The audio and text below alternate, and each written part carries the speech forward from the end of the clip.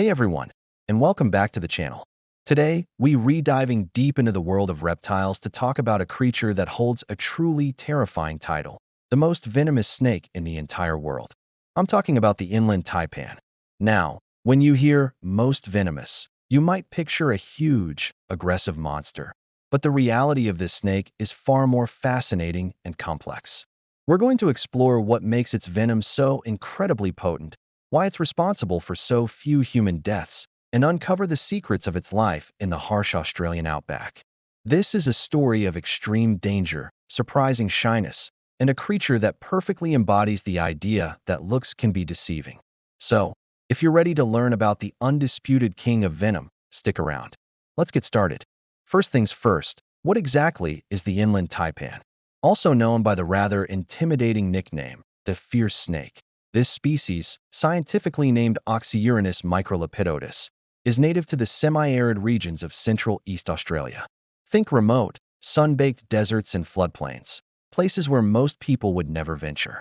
Unlike its coastal cousin, the coastal taipan, which is also highly venomous and more frequently encountered, the inland taipan lives a much more reclusive life.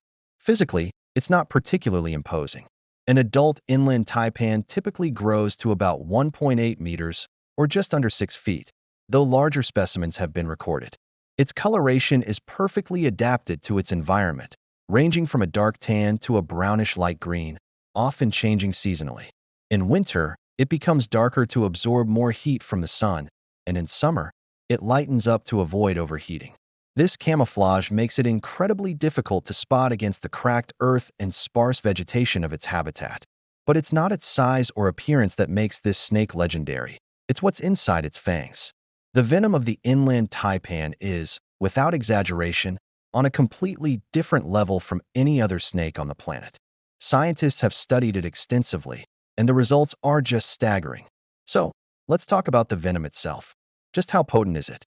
To put it into perspective, we often measure venom toxicity using a test called the LD50, which stands for lethal dose, 50%.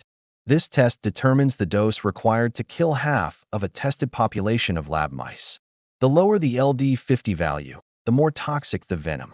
The inland taipan's venom has the lowest LD50 value ever recorded for any snake. Let's break that down with some numbers.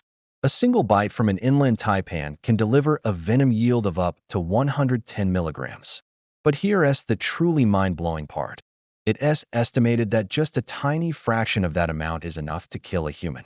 The venom from one single bite is theoretically potent enough to kill over 100 adult humans, or a staggering 250,000 mice.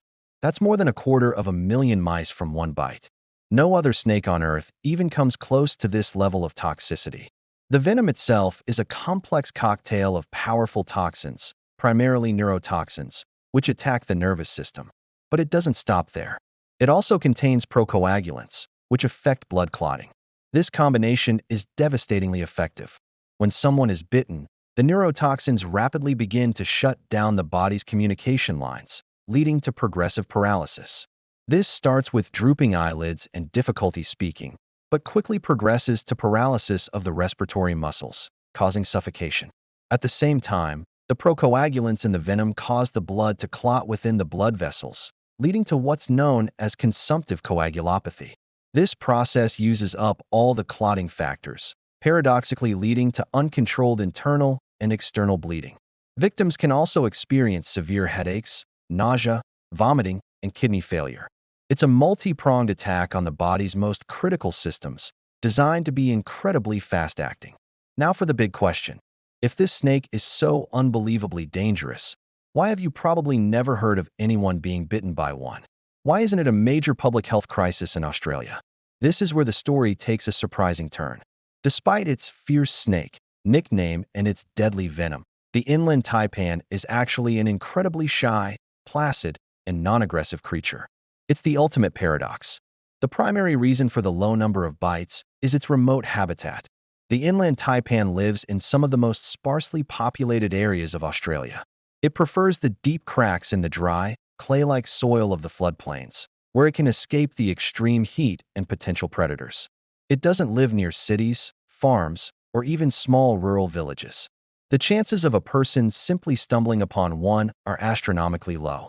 Most Australians, even those who live in the outback, will go their entire lives without ever seeing one in the wild. Furthermore, its temperament is incredibly calm. When confronted, its first instinct is always to flee. It will try to escape into the nearest burrow or crack in the earth.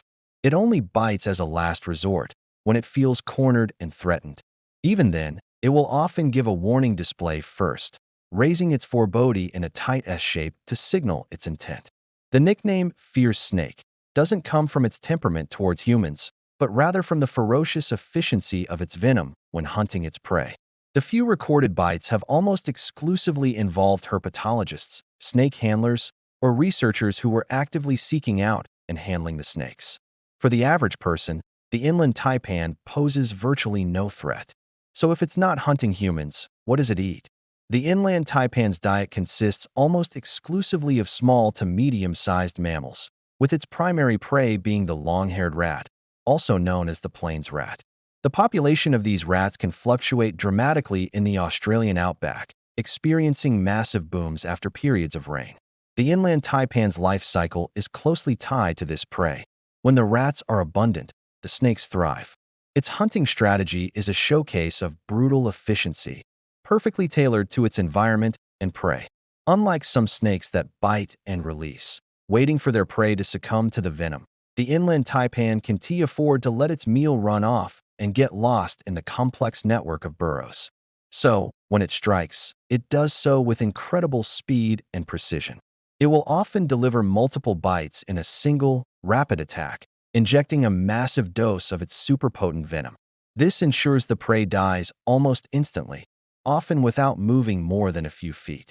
This strategy minimizes the risk of the snake losing its meal and also reduces the chance of the prey fighting back and injuring the snake.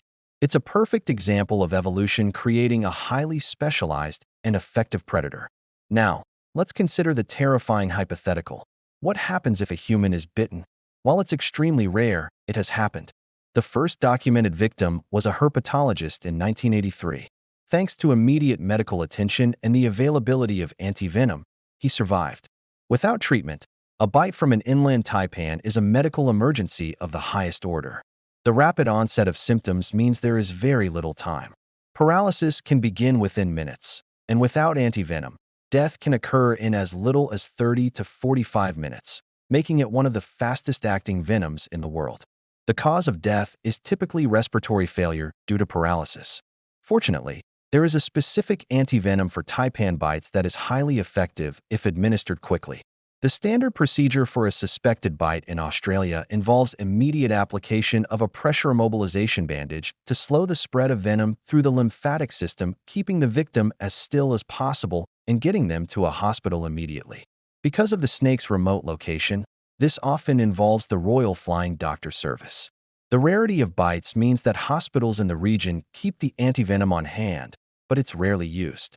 It's a testament to the snake's reclusive nature that despite its lethal potential, there are no confirmed recorded deaths from a wild inland taipan bite.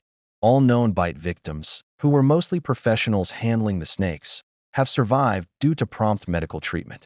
So, in conclusion, what can we learn from the inland taipan? It's a creature of incredible extremes.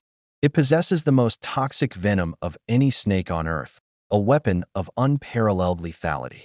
Yet, it leads a quiet, reclusive life, avoiding conflict whenever possible. It's a powerful reminder that in the natural world, dangerous doesn't always mean aggressive. The inland taipan isn't a monster lurking in the shadows, waiting to attack.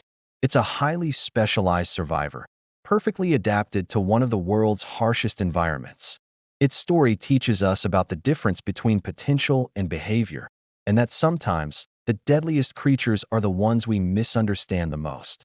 They command our respect not because they are aggressive, but because of the incredible power they hold in reserve. Thank you so much for joining me on this deep dive into the world of the inland taipan. It's truly a fascinating animal.